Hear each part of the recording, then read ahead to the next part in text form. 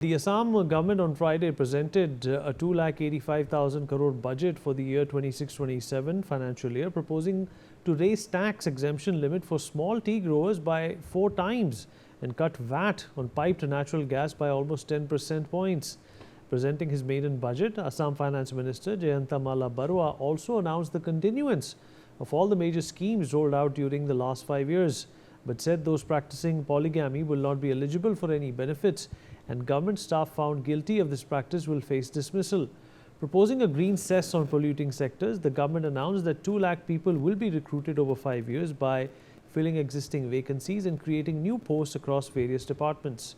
With a deficit of 419 crore, Barua tabled a rupees 2,85,000 crore, budget and aimed a fiscal deficit of 3% of the state's projected GDP. Jayanta Malla Barua, Assam Finance Minister, is joining us on the broadcast to talk more about this. So, sir, today the budget has been tabled. The Assam government has stated that it is a pro-people budget. How do you elaborate on that?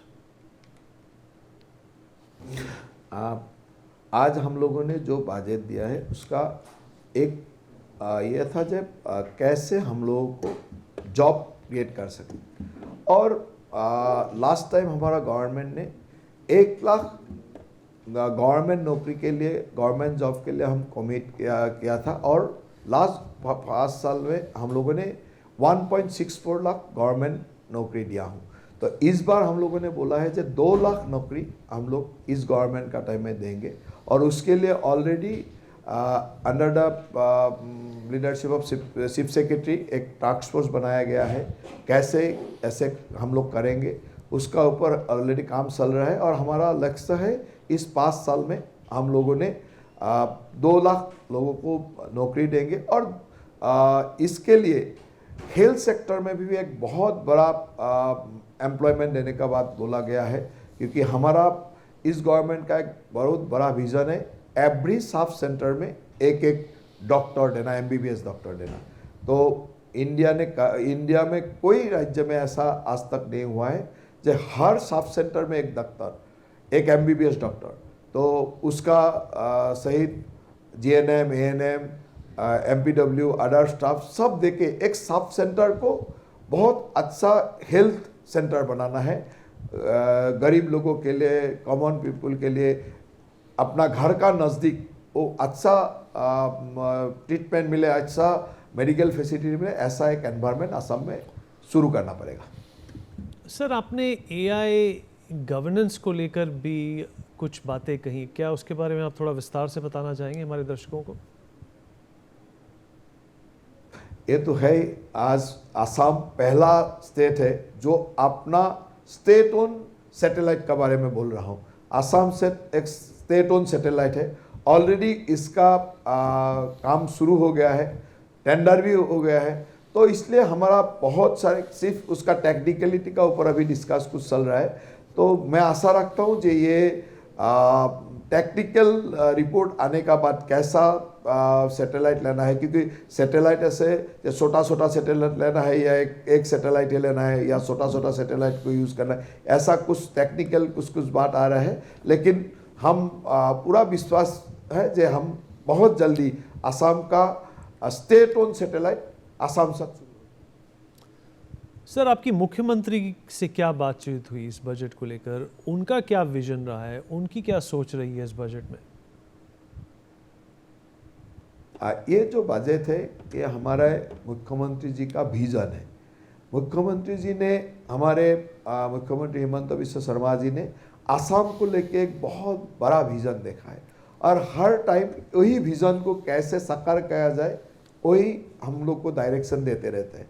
As a finance minister उसका guidance से हम लोग any time हम लोग बैठ के हमारे पूरा ऑफिसर हर डिपार्टमेंट का साथ बैठना, डिपार्टमेंट के साथ काम कैसे काम करना, हर डिपार्टमेंट से जानकारी लेना, और मुख्यमंत्री जी का जो विज़न है उस विज़न को कैसे ले आ जाए, कैसे किया जाए, उसके लिए काम करना, उसी हिसाब से ये बजट प्रस्तुत किया गया। और ये मुख्यमंत्री जी का ही सपना है, और मुख्यमंत्री जी का ही सपना इस बजट में रिफ्लेक्ट हुआ है।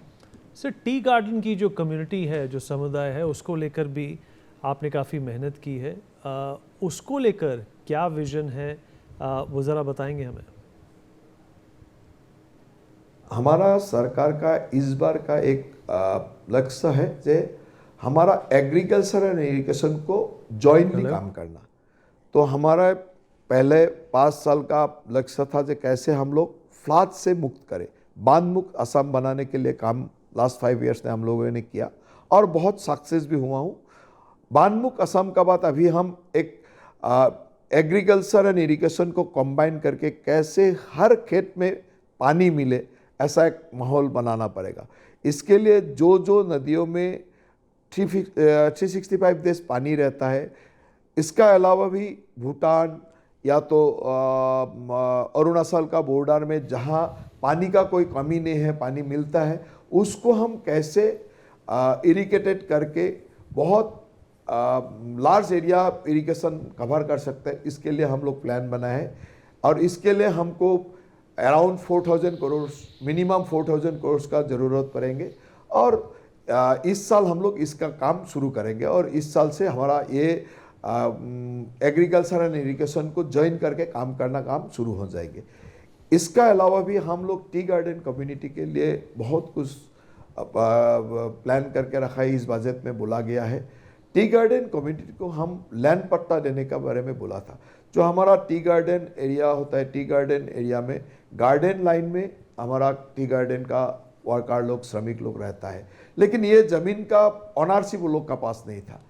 लास्ट गवर्नमेंट ने हम लोगों ने अराउंड 30,000 ऐसा श्रमिक को हम लोग के लैंड पट्टा दिए थे और इस बार इस साल में हम लोग 1,14,000 ऐसा श्रमिक को हम लैंड पट्टा देने के लिए प्लान किया हूँ।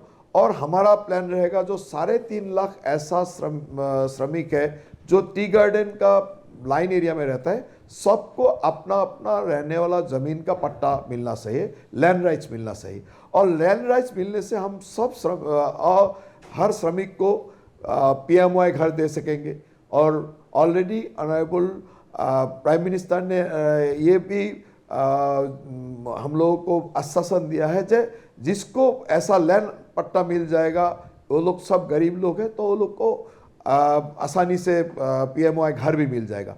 तो इसलिए लैंड राइट्स देना हमारा सबसे बड़ा लक्ष्य रहेगा। और टी गार्डन श्रमिक को हेल्थ फैसिलिटी देना, एजुकेशन फैसिलिटी देना, जैसे सब सेंटर में डॉक्टर रहने से हेल्थ फैसिलिटी मिलेगा, टी गार्डन हॉस्पिटल को हमको डेवलप करना, उसका अलावा हर टी गार्डन में tea garden model high school बनाना, हर स्कूल को स्ट्रेंथनिंग करना, ये सब तो एंटायर बजट में है ही। सर, हमसे बातचीत करने के लिए बहुत बहुत धन्यवाद।